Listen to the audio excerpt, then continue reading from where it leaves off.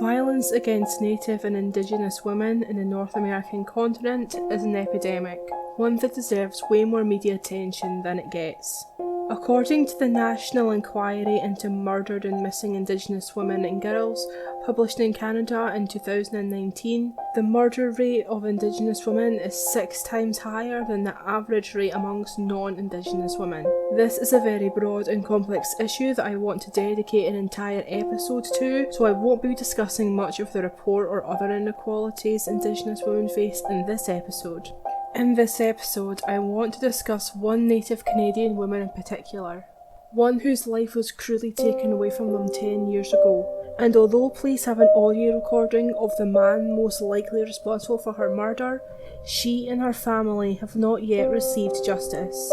Let's uncover the unsolved murder of Amber Tuccaro. Hello and welcome to the 4th episode of Uncover True Crime Podcast. My name is Stephanie, and each week we uncover a new unsolved true crime case, ranging from unsolved disappearances, unsolved murders, Jane and John Doe cases, and suspicious deaths. You can follow the podcast on Twitter at uncover_pod and on Instagram at uncovertruecrimepod. You can also find the podcast on iTunes, Spotify, iHeartRadio, Stitcher, and other podcast streaming apps. All sources and pictures relating to any of the cases covered on the podcast can be found on our blog at uncovertruecrimepodcast.blogspot.com. If you'd like to recommend a case for us to uncover, please see the case suggestions form in the description of the podcast. Without any further ado, let's uncover the unsolved murder of Amber Tuccaro. Amber Alicia Tuccaro was born on the 3rd of January 1990 and lived in Alberta, Canada, with her son Jacob, who was just over a year old the last time he saw his mother. Amber was said to love singing, once telling her mother that her face would be on billboards someday. Sadly, this would happen, but under very tragic circumstances. I couldn't find out a lot about Amber's life, as all news reports on her centre around her disappearance in 2010 and the eventual discovery of her body in 2012. Amber, her son Jacob, and a female friend of Amber's flew from Fort McMurray to Nisku on the 17th of August 2010 for the purpose of attending a medical appointment. However, it seems as though they planned to stay there for a few days. They opted to stay at the Nisku Place Hotel, which was right next to the Edmonton International Airport. The plan was for the trio to head into Beaumont on the 19th. However, Amber was eager to experience what the city had to offer, so she decided to go on the evening of the 18th, although it has also been speculated that she intended on meeting another friend in Beaumont. She left the hotel between 7 and 7:30 p.m, and this would be the last time her friend or her son would see her. She would never make it back to the hotel and was officially reported missing on the 20th of August 2010 to the RCMP. The RCMP didn't take her disappearance seriously at first, assuming that she was out partying. They took her personal belongings that she left in the hotel room, and on the 4th of September they released a statement to the media saying, quote, "We don't have any reason to believe she is in any danger. We know she is in the Edmonton area," unquote. It is unknown how they knew she was still at Edmonton, as there seems to have been no confirmed sightings of her. Shortly afterwards, the RCMP took Amber's name off the list of missing persons, despite there being no confirmed sightings of her, and without having tracked her down. They then destroyed Amber's personal belongings that they had taken from her hotel room. Not only could these items have assisted with their investigation, but it was very disrespectful of them and they had absolutely no right to do this. Amber's mum Vivian had to fight for 1 month to have her name put back on the missing persons list, and although the RCMP now admit that they, quote, mishandled her investigation in the beginning, Vivian has not accepted their apology and has filed a federal public complaint against the Edmonton RCMP.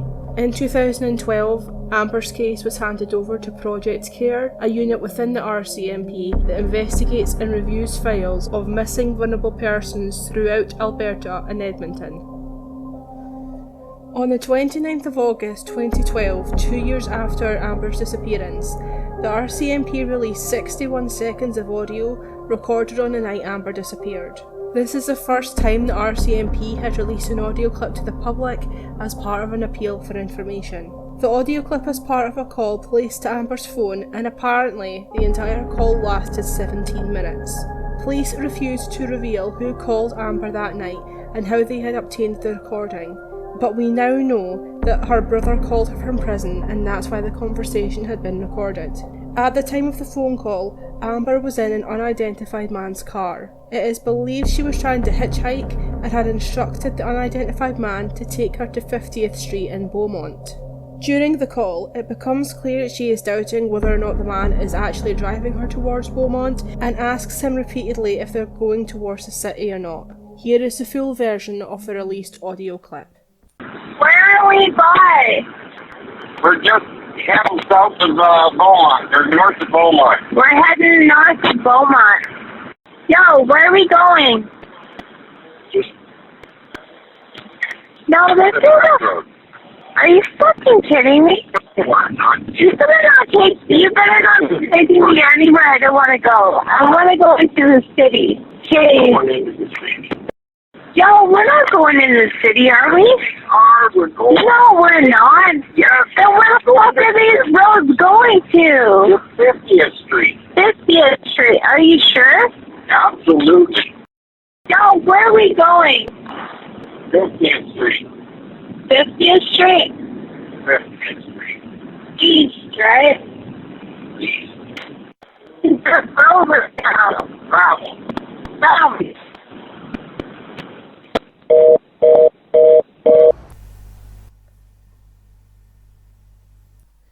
The driver you can hear in the audio has only ever been referred to by the RCMP as a person of interest, not a suspect. The police believe that the driver did not drive north to Beaumont, but instead drove south to rural Leduc County. I would be interested to know how exactly they knew where he was driving based solely off the audio, but I suspect the reason they've only released 61 seconds of the audio is to preserve the integrity of the investigation. Given that we are soon approaching the 10-year anniversary of Amber's disappearance, and police don't seem to be any closer to finding her killer, I hope that in order to raise public interest in the case they will consider releasing more of the audio. Many have speculated whether the driver knew Amber was on the phone or not, but I believe he did, as I doubt the call would have lasted as long as 17 minutes if she wasn't talking to her brother on the other end of the line. Also, it probably would have looked strange to other inmates and guards around her brother during the call if he wasn't talking to her at least some of the time. Just a thought. A few times during the recording, you can hear Amber repeating things the driver has said to her, possibly so that her brother is able to hear it too. She questioned where he was taking her and the direction they were going in, and it is likely she repeated the answers he gave her to let her brother know what was going on. A few different women have, independently, gone to the police and named the same man as being the unidentified male heard in the tape, but police have ruled him out as a suspect. This man is a known and convicted sex offender, so it is understandable why people would suspect him. I have not chosen to name him on this podcast because he's been ruled out by police, but if you choose to look into this case yourself, his name will pop up very quickly. Just days after the recording was released, on the 1st of September 2012, horseback riders found remains on a rural property near Leduc County. The remains were identified as being Amber Tuccaro, and it appears as though the release of the audio recording didn't play a part in her remains being found. The RCMP said her death was being treated as suspicious, and they have never publicly stated it as a murder investigation. The most likely explanation for this is due to the condition of Amber's remains. She had to be identified through dental records, meaning her body would have been in an advanced state of decomposition, and from what I was able to gather, they were only able to locate her skull, so it's likely they don't know her cause of death. According to Google Maps, it would have taken 17 minutes to drive from the hotel that Amber was staying at to where her remains were found, which is the exact length of time as the phone call. Also, remember how the police said they believed the man was driving to rural South Leduc County? Well, that's exactly where Amber's remains were found. During my research, I found a post on Reddit from someone who lives in the area where Amber disappeared and where her body was eventually found, and they were able to give us an insight into the roads in the area. Quote, I grew up in the Nisku area, in fact 2 range roads over from where the body of Amber and all the other women have been found. Amber is not the only one, unfortunately. Police believe these murders are the work of a serial killer.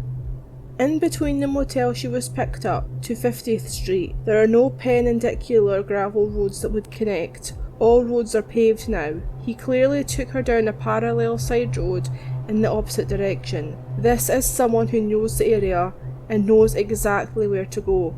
This area is fairly sparsely populated, mostly small acreages and farmland. It takes about 10 minutes to get from this Nisku motel to 50th Street towards Beaumont. I drive that road 3 to 5 times a week, so if the call was 17 minutes long, I strongly believe he was backtracking and heading down random side roads to confuse or disorientate her. There are times when I'm on these roads at 9 PM and never see another car until I hit Beaumont, so I have a very easy time believing they could have gone unnoticed in the night on the back roads. I think he drove her down Airport Road towards 50th, crossed 50th, and then turned south down RR241. It would match the timeline, and RR241 is gravel, unquote. As referenced in that person's Reddit quote, many theorise that Amber was the victim of a serial killer, as the remains of 4 other women missing from Edmonton were found within 8 kilometres of each other. The 4 other women were Katie Ballantyne,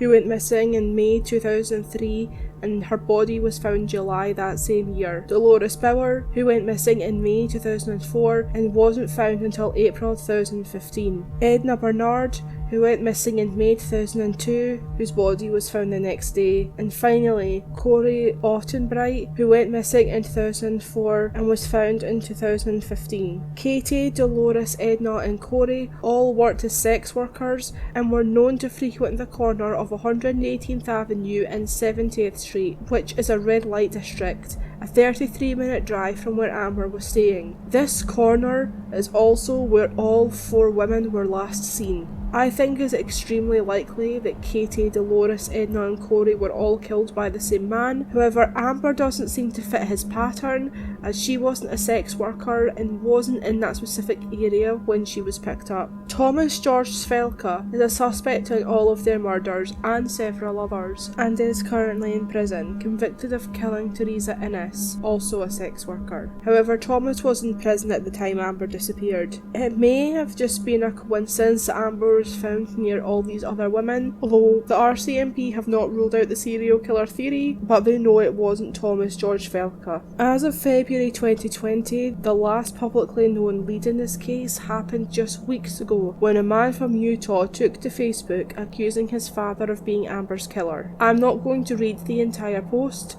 but I'll sum up what it said. The man claims his father is addicted to meth and suspects that he is connected to several disappearances in Canada, claims to have evidence to prove this, and also says he has submitted all of this to relevant authorities. The only victim he names in the post is Amber Tuccaro and says he is certain that the voice in the audio tape is his father's. He claims his father lived in Canada at the time of Amber's disappearance, and he believes his father was involved in several other cases that took place in the 70s, spanning at least 5 American states. The man writing the post is an author, although he claims in the post that he is not accusing his father in order to sell more books, but that he genuinely believes his father is a violent criminal. He has since taken the post down, as he says his family was receiving threats as a result. The RCMP has publicly stated that they are aware of the post and are treating it like any other tip, although have urged people not to blindly believe the allegations. A police spokesman commented on the post stating, quote, "Investigators determined that many of the names of missing persons files provided to RCMP by the individual have already been solved. We continue to seek information on the case, but caution that erroneous information can have negative effects on the investigation and to the well-being of the family," unquote. Amber's mother was not made aware of the post until it became public news, which caused her further upset and pain. She stated, quote, "My phone starts beeping, asking, 'Have you seen this?' And I was like, 'What the heck? I haven't seen nothing.' This wasn't the first time something like this has happened. We get hopeful, but at the same time, it's like if this isn't real, it is not fair. It's not fair to my family. Like, I know he's trying to help, don't get me wrong, I appreciate stuff like that, but make sure it's confirmed before they post." Unquote. I was really in two minds on whether to even mention this post, and the only reason I'm covering it is because the RCMP have publicly acknowledged it was a tip. Social media is a great tool for spreading awareness on these cases, as it only takes one person seeing, hearing, or reading about a case for authorities to receive that one tip they need in order to solve the case. Social media has its purpose, but so do the police, and we should not get them confused. This information belongs in the hands of the authorities, not anyone else. This man has not been arrested or even named as a suspect, but his name will now forever be connected to Amber's case, which, if he is innocent, could possibly ruin his life. It doesn't help him, or the family, or authorities to post this information, so please think twice before going on social media. As much as I truly appreciate people sharing not only my podcast, but the work of other true crime creators in order to raise exposure, I will also always leave contact details for the authorities in all my episodes, so if you have any information on this and any other case, please tell your story to the authorities and let the police do their job. Sadly, if the RCMP had taken Amber's case more seriously from the beginning, we might have more answers, or at least more evidence that might help in getting Amber justice. The Edmonton Remand Centre, the prison Amber's brother was in when he called her that fateful evening, had only started forwarding calls earlier in the year, and if they had not put that policy in place, we wouldn't even have the audio clip as evidence. Amber's son is now living with his grandmother Vivian, who said he is a constant reminder of Amber. Amber's mum said, quote, "Just the way he looks at me sometimes, and the way he stands like his mummy, the way he says words, he says them the way Amber used to, like Amber had a witty attitude, and that's what Jacob has," end quote. Sadly, Amber's dad Andrew died in 2014 without ever knowing who killed Amber. I sincerely hope that the rest of her family will one day receive closure, and that Amber will receive justice. Amber's son is now 11, and as of the time I'm recording this, Amber's 30th birthday would have been last month. Amber should have been celebrating this with her family, but unfortunately she's not, and the least her family deserve is some closure. If you have any information regarding Amber's murder, or if you recognise the voice in the audio clip, please contact the Edmonton Police Service on 780-423-4567, or you can contact Crime Stoppers at 1-800-222-TIPS. You can find all pictures and sources relating to this case at uncovertruecrimepodcast.blogspot.com. Please share this episode on social media so we can raise more awareness to Amber's case together. You can follow the podcast on Twitter at uncover_pod and on Instagram at uncovertruecrimepod. That's all I have for you today. Thank you for listening, and have a good night.